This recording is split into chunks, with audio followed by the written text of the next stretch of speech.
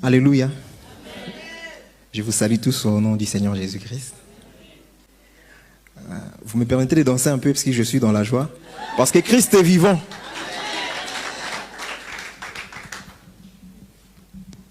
Je vais me présenter. Je m'appelle Kapaya Mweni.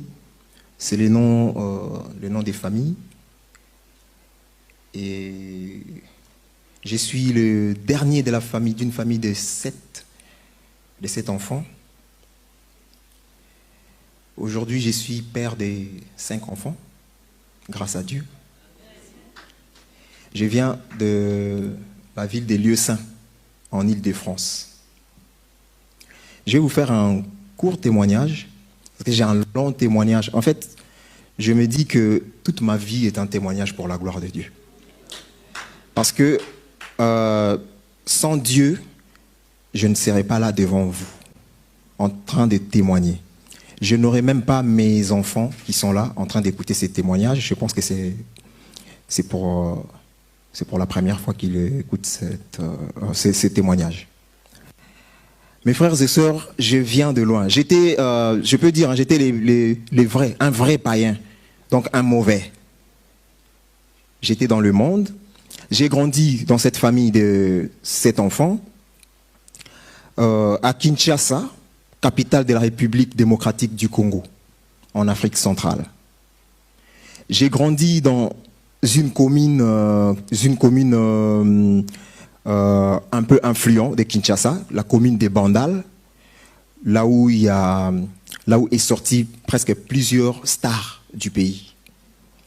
Alors, dans la commune de Bandal, j'étais un garçon, le dernier de la famille, cajolé dans la famille. J'avais vraiment l'amour de mes parents. Et on avait, comment dire, c'était une famille modeste. Arrivé un moment, je cherchais comment faire pour réussir ma vie, comme ça se passe dans la vie de tous les garçons qui grandissent et tout.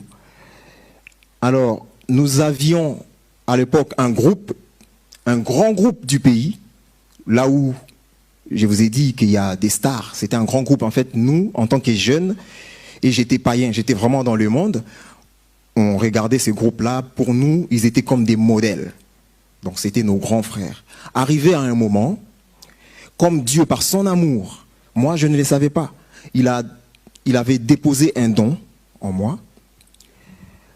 Ce don-là, c'est le don de la musique. J'ai appris à jouer la guitare miraculeusement. En fait, mon grand frère qui avait une guitare, qui n'était même pas guitariste, il avait une guitare à la maison comme ça. Et moi, le jour que j'ai vu une guitare à la maison, c'était pour ma première fois de voir une guitare. Je me disais, mais c'est quoi ce bois? Et puis qui sort des sons comme ça. Je voulais découvrir en fait. Et mon grand frère m'a appris 3 accords. Pour les gens qui connaissent un peu la musique, hein, parce que peut-être qu'il y aura des mots qui seront un peu techniques. 3 accords, c'est-à-dire, j'ai pris seulement les 3 accords là. Quand j'ai commencé à développer, je me suis rendu compte après que j'ai joué même plus que la personne qui m'avait appris ces 3 accords. Donc j'ai béni Dieu pour ça, parce que c'est un don qu'il a déposé en moi. Et donc, quand j'étais jeune, avec ce que je faisais, avec ma guitare, la musique, j'ai cherché à perfectionner la musique et tout. Ce grand groupe là où il y avait nos modèles à nous, ce groupe-là a été séparé. Donc après la séparation de ce groupe, il y avait un autre groupe qui était venu en Europe, ici, et l'autre groupe qui était resté à Kinshasa. Alors ce groupe-là qui était resté à Kinshasa, c'était un groupe faible, hein, c'était 3 personnes. Imaginez un groupe de 20 personnes, et il y a, par exemple, 16 ou 17 personnes qui sont parties. Et le 3 là, c'était un petit peu comme des malheureux. Voilà. Et ce groupe-là sont passés au recrutement. J'étais surpris de voir qu'on était venu me chercher à la maison. J'étais à la maison de mon père et de ma mère, en train de chercher la vie comme tout jeune garçon sorti d'une famille assez modeste. Et je vois le grand frère du quartier entrer à la maison pour me dire on a besoin de toi dans ces groupes-là, parce que regarde ta famille, comment elle est, regarde toi-même, tu n'as même rien, des fois tu n'as rien à manger, même rien pour t'habiller et tout, mais réfléchis, hein, réfléchis à la vie et tout, donc viens, on part. Et c'est comme ça que je suis parti. Je serai court, je serai vraiment court. C'est comme ça que je suis parti dans ces groupes-là. Alors qu'est-ce qui se passe dans ces groupes? Nous avons développé ces groupes, et c'était un groupe qui était soutenu par plusieurs, entre guillemets, par plusieurs hommes, par plusieurs prêtres aussi, pour bien dire les choses. Ça, j'ai fait court. Si le Seigneur permet, je ferai un témoignage un peu plus long en détail pour les gens qui seront intéressés, bien sûr. Et donc,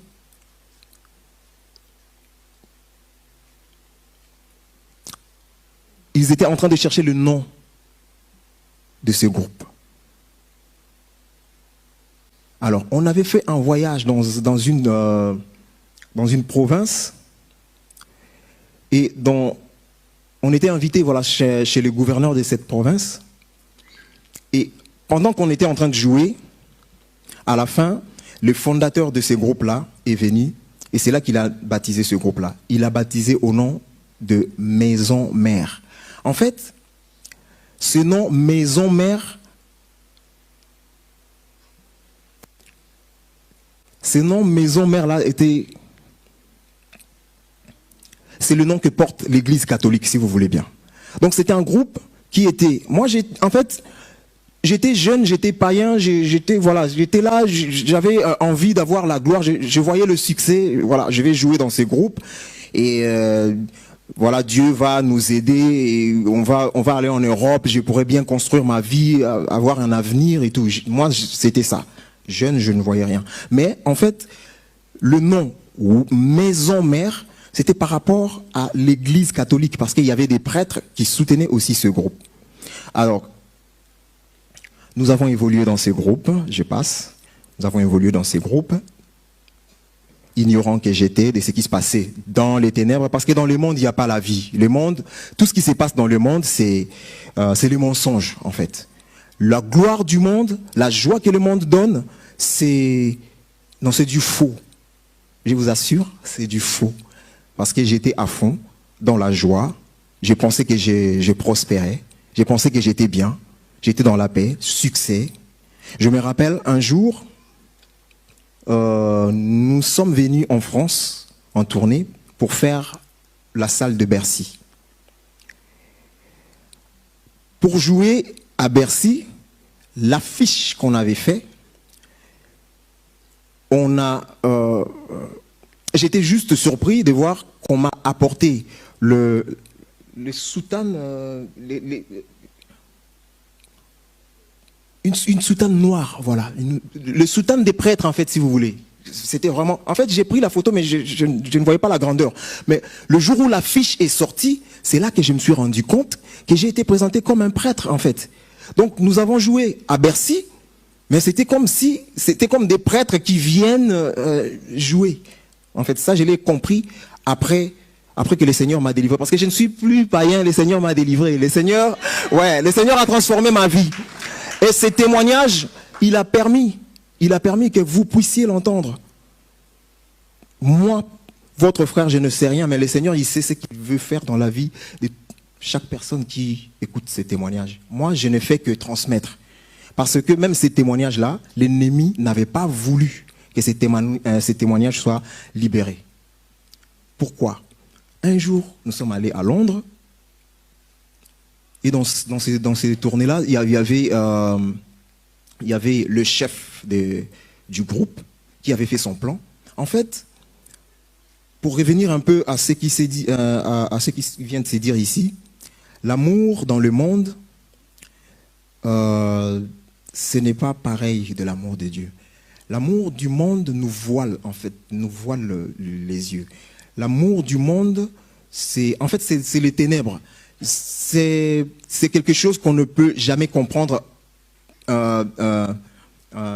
intellectuellement comme ça, physiquement comme ça. Parce que je savais que j'étais vraiment dans l'amour, j'étais aimé dans ce groupe, j'étais le directeur artistique, j'étais les guitaristes les plus aimés. Donc j'avais l'assurance que j'étais bien, j'étais aimé. Et j'ai travaillé sans arrière-pensée. J'étais un vrai païen, écoutez bien, un vrai païen. C'est-à-dire que je me voyais, j'avais la gloire, le succès, j'avais tout ce que je voulais, en quelque sorte. Mais l'amour que j'avais là, à Londres, j'ai découvert autre chose. En fait, la face de l'amour du monde. L'amour que le monde donne, c'est du faux, mes frères et sœurs. Il y avait un plan qui a été fait pour que je sois, moi, sacrifié. C'est-à-dire que on arrive à Londres, je rencontre quelqu'un qui m'approche pour me dire « Ouais, moi je vais être avec toi pendant votre séjour de 2 semaines, je vais t'aider à faire des courses et tout. Tu sais toi-même, non? Vous êtes ici, donc toi tu t'es calme, tu restes tranquille. Moi-même je vais aller chercher des choses et tout, donc tu vas rentrer bien, je vais faire des valises et tout, donc tout se passera bien. Compte sur moi. » C'était ça, son discours. J'ai compté sur cette personne. Un jour, nous sommes sortis. Je devais dormir chez la personne, alors qu'il y avait un plan qui était fait. Et ces plans-là, en fait, cette personne-là, c'était un féticheur. J'ai fait court, hein, c'était un féticheur, un vrai féticheur. Des gens, des missionnaires du diable. Des gens qu'on envoie en mission pour aller détruire la vie des gens. Et ces messieurs-là m'ont emmené chez lui pour que je reste là-bas. Et ils avaient prévu de faire leur cérémonie. Je ne sais de quoi. Mais une chose que j'aimerais bien souligner, c'est que, comme les dit, hein, presque tout, même les païens dans le monde, ils le disent. Moi, je suis né dans une famille chrétienne. Par tradition, je suis chrétien. J'ai même passé ma première communion. J'ai été baptisé, hein, à l'église catholique. Voilà, c'était un peu ça. Mais je croyais quand même à Dieu. Je croyais quand même à Dieu. Et c'est ce qui m'avait sauvé. Je n'avais aucune chance de sortir de la main de ces messieurs-là. Ils étaient 2. Ils m'ont emmené. Pendant qu'on était dans la voiture, ils commençaient à me faire des discours que je n'avais jamais entendus. Vous imaginez quelqu'un, vous êtes dans la voiture avec quelqu'un qui conduit, qui vous dit bah, « Aujourd'hui, tu vas voir ce qui va t'arriver. Aujourd'hui, toi là, tu verras. » Au début, je pensais qu'il parlait il parlait ou il monologuait. Mais mon cœur, en fait, ça m'avait touché jusqu'au profond. En fait, jusqu'au profond. En fait, au plus profond de moi, j'avais senti qu'il y avait quelque chose qui ne marchait pas. Je lui ai demandé, frère, c'est à moi que tu t'adresses. Il m'a dit, ah, depuis tout à l'heure, je parle, tu ne comprends pas. Mais c'est bien à toi que je m'adresse. Tu vas voir aujourd'hui, toi. Et ces messieurs-là, quand il m'a dit ça, j'avais tellement peur, j'étais tellement déstabilisé, j'avais dit seulement un mot. J'ai dit, j'avais tellement peur, je ne savais pas quoi dire. J'ai dit seulement, bon, Dieu seulement sait. Mes frères et sœurs, c'est seulement cette parole-là qui m'a sauvé. En fait, Dieu s'est levé. Quand j'ai prononcé le nom de Dieu, c'est ce que j'ai compris. Dieu s'est levé à partir de ces moments-là. J'ai dit à ces messieurs, s'il te plaît, comme nous ne sommes pas encore arrivés chez toi, tu peux faire demi-tour pour me ramener à la maison, s'il te plaît. Il m'a dit, quoi? Moi qui conduis, tu me dis de faire demi-tour? Toi, tu vas voir aujourd'hui. Bon, il m'a amené par force. Arrivé chez lui, il y avait ces féticheurs, l'autre féticheur qui était là avec lui. Donc, voilà, leur plan était de m'enlever la vie. Alors que je n'avais rien fait. Moi qui étais le chouchou du groupe. J'étais aimé. En fait, ce que je voyais, je n'avais fait rien du mal. J'ai joué la guitare, ils étaient contents. Ils me disaient, mais non, Seigneur, mais qu'est-ce que j'ai fait à ces messieurs? En fait, c'est ça l'amour du monde. On est déçus. Je ne pouvais pas sortir. Donc Dieu m'a délivré parce que j'avais prononcé son nom. Juste parce que j'avais cité le nom de Dieu. Mes frères et sœurs, j'ai quitté l'endroit où j'étais avec ces messieurs-là. En fait, ils voulaient me faire entrer dans la maison. Quand je voulais entrer, en fait,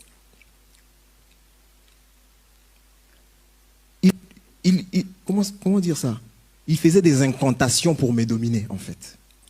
Quand j'avais cité le nom de Dieu, c'est comme si je me suis réveillé. Donc j'avais compris là où je me trouvais, dans les mains de ces gens, voilà, de ces gens du monde des ténèbres.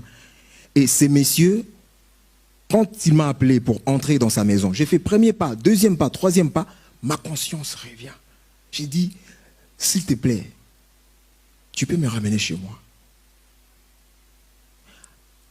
Comme j'insistais, son autre ami là, il a dit, en fait, il s'est désespéré. Hein. Il a dit, ben, ça fait longtemps qu'on se bat pour l'emmener dans la maison, et là, on doit faire vite parce que moi j'ai autre chose à faire, j'ai pas que ça à faire. Il commence à parler à son autre ami. Il lui dit, ben, toi, il fallait que tu fasses les choses comme, voilà, comme prévu. Mais apparemment, là... Donc, il disait, en quelque sorte, comme si la façon... Comment dire? La façon dont leur ami a procédé, c'est comme s'il avait mal procédé, en fait, voilà, pour que je puisse être bien attiré, je ne sais pas, pour tomber dans leur piège. Ils commencent à se discuter entre eux, et c'est en ce moment-là que moi je leur ai dit, parce que vous ne voulez pas me ramener chez moi, je vais rentrer tout seul. C'était à 2h du matin. En plus, dans la nuit d'Halloween, à Londres. Vous imaginez, dans la nuit d'Halloween, il y a des gens, il y a des monstres qui se baladent. En fait, physiquement comme ça, on pense, oui, il y a aussi des gens qui mettent des masques et tout, mais il y a des missionnaires du diable qui se promènent et qui font vraiment leur service, quoi. Moi, ces jours-là, c'est ce que j'ai vu. Je suis sorti de là, j'ai couru, il pleuvait, j'ai pleuré. J'ai pleuré. Je disais, Seigneur, j'ai laissé ma famille, mes parents. Je suis venu pour le travail. Je ne sais pas ce que j'ai fait à ces messieurs, mais guide-moi, montre-moi le chemin. C'était dans la ville de Tottenham. Et je devais rentrer là où je ne connaissais même pas. Mais je vous dis, cette nuit-là, le Seigneur m'a montré les chemins. Je suis rentré jusque là où j'habitais. J'appelais même le propriétaire de la maison. Son téléphone ne marchait pas, rien ne marchait. J'étais coupé de tout réseau. Je ne pouvais contacter personne. Sur mon répertoire, j'avais des numéros des amis. J'avais des numéros des amis. Je les appelais, personne ne décrochait. Et arrivé à la maison, je sonne à la porte. Il y a le propriétaire de la maison qui sort et qui me dit, ben, mon téléphone était déchargé, on n'avait plus d'électricité. Parce qu'à Londres, on achète l'électricité. Donc, on n'avait pas acheté l'électricité et tout. Donc, je ne pouvais pas. Tu m'as appelé. Je lui ai dit, bon, c'est pas grave. Je vais aller dormir. Donc, bref, le Seigneur m'a délivré de la mort. Ce ne sont pas les morts qui célèbrent l'Éternel. Ce sont les vivants. Je me dis, Seigneur, parce que tu m'as délivré, tu n'as pas voulu que je meure entre les mains de ces hommes. Moi, ce que je veux, c'est de te témoigner. Je vais témoigner ton nom pour que tu sois élevé. Je vais témoigner. Le reste de ma vie, c'est pour témoigner le Seigneur, ce qu'il a fait dans ma vie. L'amour qu'on voit dans le monde, c'est du faux. C'est du faux. Et le Seigneur m'a fait sortir du monde par sa puissance, parce que moi-même, je ne pouvais pas. Aujourd'hui, je suis là devant vous, je tremble même. Que le Seigneur soit glorifié simplement.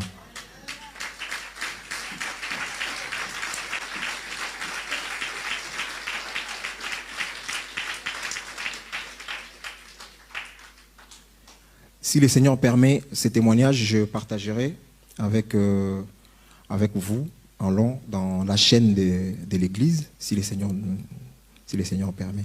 Donc aujourd'hui, je suis votre frère. Le Seigneur m'a transformé. Quand je suis arrivé en France, le Seigneur a permis que je puisse me faire baptiser. Je me suis fait baptiser. Aujourd'hui, je suis enfants de Dieu, selon la parole de Dieu qui dit, à ceux qui l'ont reçu, il a donné le pouvoir de devenir enfants de Dieu. Je n'ai pas peur de témoigner, parce que ce témoignage, c'est un témoignage qui est, je peux vous dire, je peux vous rassurer, c'est combattu. C'est combattu. C'est un témoignage vivant. C'est un témoignage que quand je le prononce, il y a tellement des amis proches, mes ex-collègues, qui sont là. Ils sont en vie et ils sont en action. Donc, c'est-à-dire qu'on s'est séparés. Pour témoigner, il faut avoir ce courage-là. Et moi-même, je n'ai pas ce courage-là. Mais les Saint-Esprit de Dieu, comme dit la Bible, hein, ils n'ont pas aimé leur vie jusqu'à craindre la mort. C'est ça la parole que le Seigneur m'a donnée. Il m'a dit, ils l'ont vaincu à cause du sang de l'agneau et à cause de la parole de leur témoignage. Et c'est ce que moi je ferai pour la gloire du Seigneur, pour que le Seigneur soit glorifié à jamais.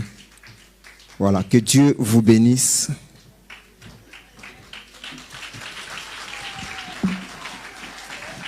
Gloire de Jésus. Wacky TV is the best one.